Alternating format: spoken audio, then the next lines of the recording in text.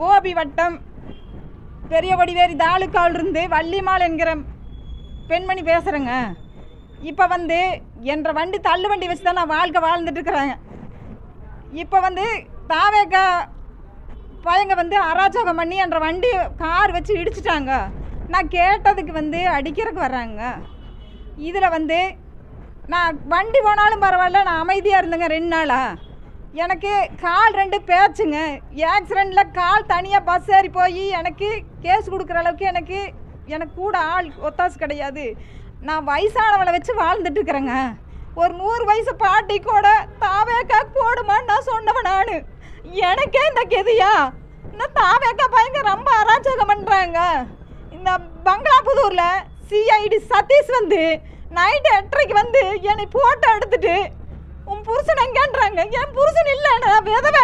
எனக்கு ஒரே பையன் மட்டும் 20 வயசு பையன் இருக்கிறான். என்னை கேஸ் போட்டுருவேன், உன்னை வா நான் அங்கே வச்சுக்கிறேன்றாரு. இது தாவேக்காரரு சதீஷ் பேரூர் இதில் இருக்கிறாரு போஸ்டிங்கில். அவங்க ஆளுங்கட்சியில் என்னை அராகஞ்சாலப்படுத்துகிறாங்க. என் உயிருக்கு ஏதாவது சேதம்னா என் குழந்தை அனாதையாயிரோன்னு தள்ளு வண்டி உடச்சு நொறுக்கிட்டாங்க. கோபி வட்டம் செங்கோட்டையா அவர்கள் எனக்கு தீர்ப்பு சொல்லணும் சாமி. நான் அனாதி மாதிரி கொண்டுக்கிறேன் 2 காலு பிளேட்டு.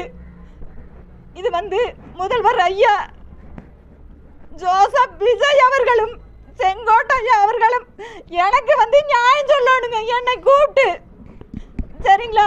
என் உயிருக்கு எதுவாக இருந்தாலும் சிஐடி சதீஷ் தாங்க காரணம். நான் உயிர் சேதம் பண்ணுவேன். என்னை எதுக்கு நைட்டில் 8:30 மணிக்கு ஃபோட்டோ எடுக்கிறேங்க? நான் என்ன ஆக்கிஸ்டா வெடியிருக்குள்ள ஓடிடுவேனா? நான் குடும்ப பெண்ணுங்க.